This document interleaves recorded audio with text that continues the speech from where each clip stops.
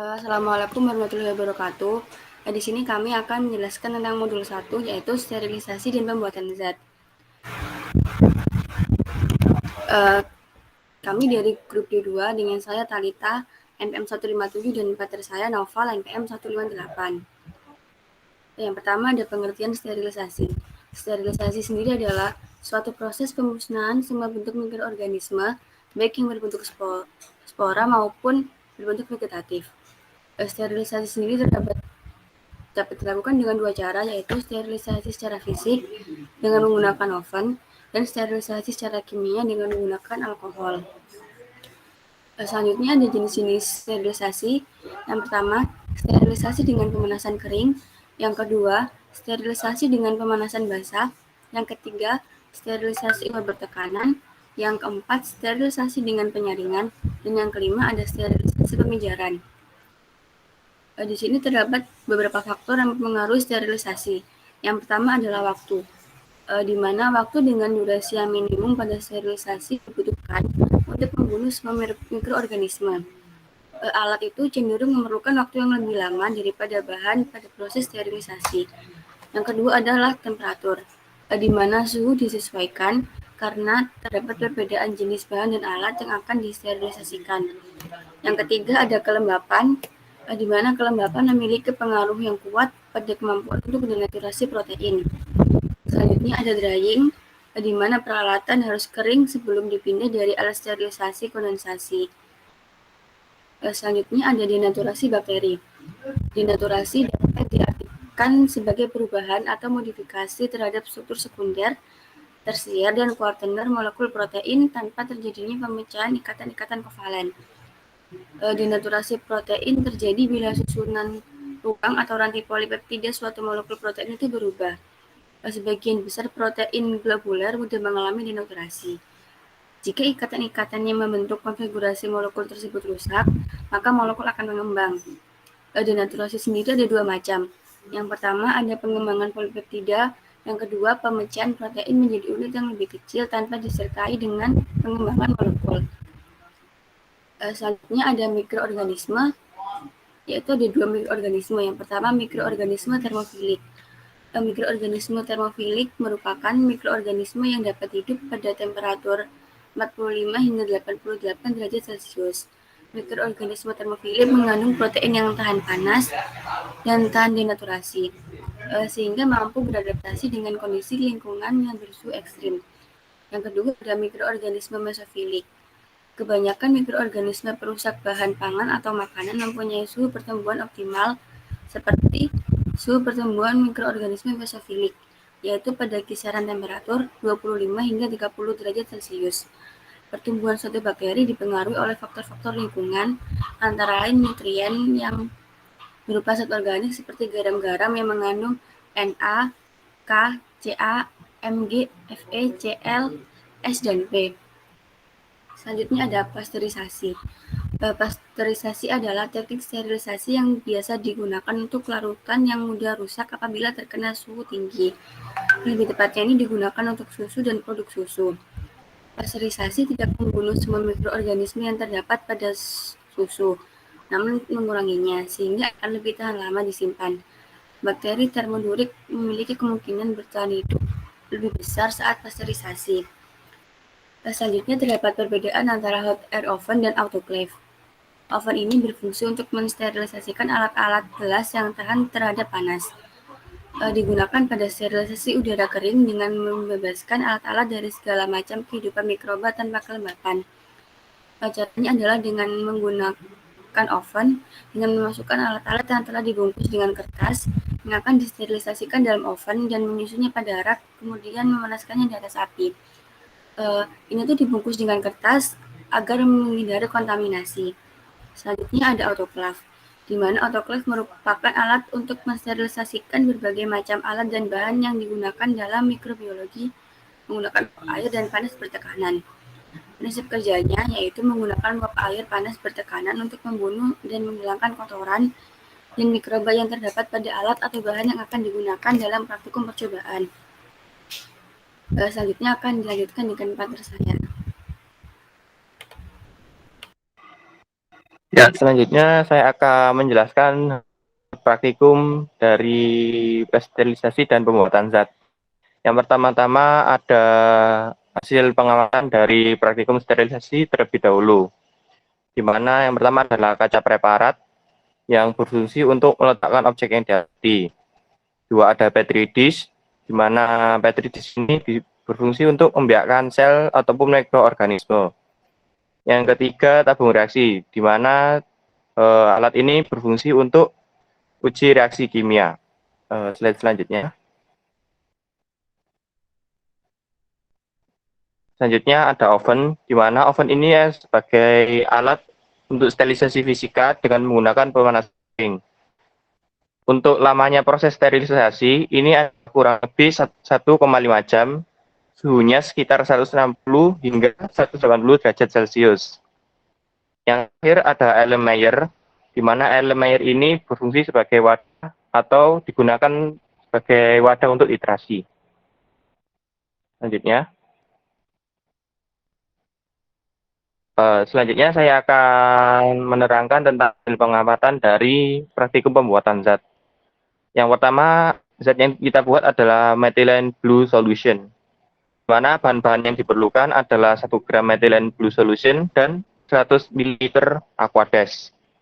Cara pembuatannya yaitu 1 gram methylene blue dilarutkan dengan aquades sampai 100 ml. Methylene blue solution ini mempunyai karakteristik biru dan fungsinya sebagai zat pewarna bakteri. Selanjutnya ada zat crystal violet solution. Bahannya adalah 1 gram crystal violet dan 100 ml aquades.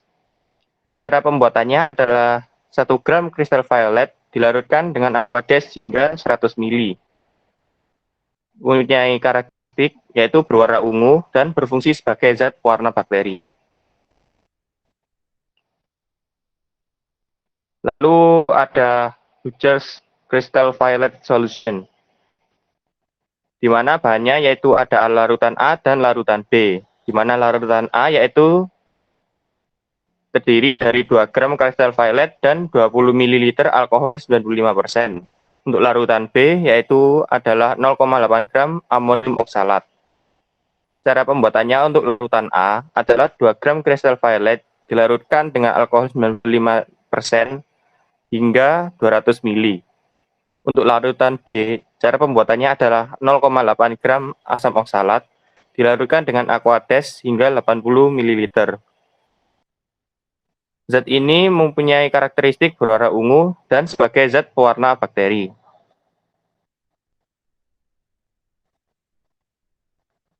Selanjutnya ada asid alkohol, di mana bahan-bahan yang diperlukan adalah 30 cc HCl 3% dan 100 ml alkohol 95%. Cara pembuatannya adalah mengencerkan HCl 3% sebanyak 30 cc atau HCl 37% sebanyak 2 ml dengan alkohol 95% hingga 100 ml. Zat ini mempunyai karakteristik warna jernih atau tidak berwarna dan fungsinya sebagai zat peluntur dari bakteri. Selanjutnya ada Lugol's iodine solution, di mana bahannya adalah 1 gram iodin, 2 gram kalium iodida, dan 200 ml aquades. Cara pembuatannya adalah dengan menggerus 1 gram iodid dalam 2 gram kalium iodida, lalu dilarutkan dengan aquades hingga 100 ml. Zat ini mempunyai karakteristik berwarna coklat dan berfungsi sebagai zat pewarna bakteri. Selanjutnya ada zat Lovert's methylene blue solution. Bahan-bahannya adalah 0,2 gram methylene blue, 30 ml alkohol 95% dan 100 ml aquades. Cara pembuatan bahan ini adalah melarutkan 0,5 gram methylene blue dengan alkohol 95% sampai 30 ml, lalu dilarutkan dengan aquades hingga 100 ml. Karakteristik yang dipunyai oleh zat ini adalah dia berwarna biru pekat dan fungsinya sebagai zat pewarna bakteri. Lanjut. Dan yang terakhir ada Vehling, yaitu ada Vehling A dan Vehling B. Untuk bahan-bahannya, Vehling A itu bahannya adalah 69,3 gram CuSO4, 5H2O, dan CC Aquades. Untuk yang larutan B, bahannya itu ada 35 gram kalium natrium tar dan 100 gram NaOH, dan serta Aquades 100 ml. Untuk larutan A, cara pembuatannya adalah dengan melarutkan CuSO4 5H2O sebanyak 69,3 gram dengan Aquades hingga 100 ml. Larutan A ini dia memiliki karakteristik berwarna biru. Yang selanjutnya ada Vehling B, yaitu cara pembuatannya dengan melarutkan 3 gram kalium natrium tartrat dan 10 gram NaOH dengan Aquades hingga 100 ml. Untuk yang Vehling B ini dia mempunyai warna bening, dan larutan A dan larutan B ini bila dicampur itu fungsinya adalah mengidentifikasi glukosa dan sukrosa. Selanjutnya. Selanjutnya kita akan membahas tentang praktikum yang kita lakukan. Yang pertama, sterilisasi dulu. Sterilisasi di sini dilakukan dengan dua cara, yaitu kimia dan fisika. Sterilisasi secara kimia itu dilakukan dengan menggunakan alkohol 70%, dan alat-alat yang nantinya akan disterilisasi adalah berupa kaca preparat, petri dish, tabung reaksi, dan Erlenmeyer. Lalu selanjutnya ada sterilisasi secara fisik, itu dilakukan dengan menggunakan oven. Sebelum kita masukkan oven, alat-alat tersebut dibungkus sama kertas coklat. Tujuannya agar alat itu terhindar dari kontaminan. Setelah itu dimasukkan ke oven selama kurang lebih 1,5 jam dengan suhu 160 hingga 180 derajat Celcius. Selanjutnya kita akan membahas tentang praktikum pembuatan zat. Untuk praktikum pembuatan zat yaitu ada methylene blue dan Lovett methylene blue. Dan memiliki karakteristik berwarna biru. Selanjutnya ada pembuatan zat crystal violet dan Hatcher's crystal violet. Memiliki karakteristik berwarna ungu. Zat-zat yang saya sebutkan tadi itu digunakan sebagai zat pewarna pada bakteri. Selanjutnya ada zat asid alkohol. Dia memiliki karakteristik tidak berwarna. Dan fungsinya itu untuk melunturkan zat pengecekan pada bakteri. Dan yang terakhir ada larutan Vehling, yang berguna untuk mengidentifikasi glukosa dan sukrosa.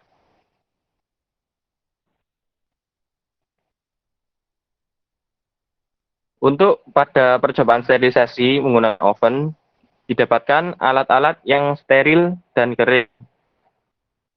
Hasil ini sesuai dengan pendapat dari Ririn Andriani yang penelitiannya dilakukan pada tahun 2016, bahwa oven itu berfungsi untuk mensterilkan alat-alat gelas yang tahan terhadap panas dan digunakan sterilisasi udara kering dengan membebaskan alat-alat dari segala macam kehidupan mikroba tanpa lembapan. Menurut Hasbi, pada penelitiannya pada tahun 2017, bahwa mikroorganisme termofilik dan hidrofilik akan mati pada kisaran suhu 150 derajat Celcius hingga 200 derajat Celcius. Hal ini sesuai dengan percobaan kita, di mana bahwa proses sterilisasi pada hot air oven dilakukan pada 160 derajat Celcius selama 1,5 jam, di mana pada suhu tersebut mikroorganisme hidrofilik dan termofilik itu sudah mati.